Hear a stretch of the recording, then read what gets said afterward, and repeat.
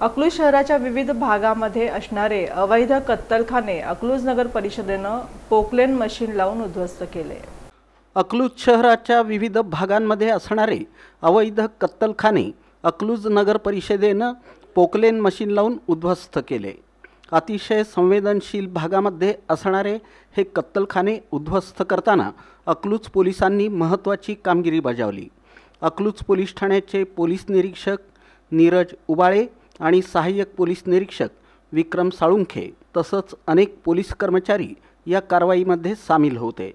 महाराष्ट्र शासनाच्या धोरणानुसार आणि पशुकल्याण अधिकारी महाराष्ट्र शासन तसंच विभागीय दंडाधिकारी माळशिरस यांच्या आदेशान्वये शहरातील रमामाता कॉलनी, समतानगर, अकलाई कॉर्नर परिसरात मोठ्या प्रमाणात अतिक्रमणाच्या आडून गोवंशाचे कत्तलखाने जोमानं सुरू होते।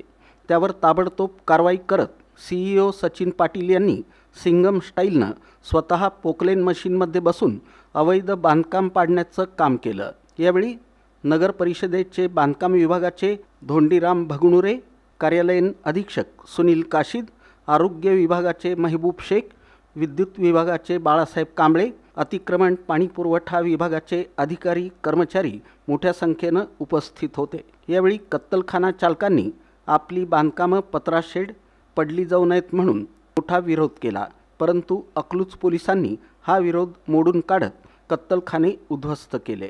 ही बांधकामं पाडण्यापूर्वी संबंधित लोकांना नगर परिषदेनं नोटीस काढून सूचना दिली होती, तरीही या लोकांनी आपले उद्योग बंद केले नव्हते।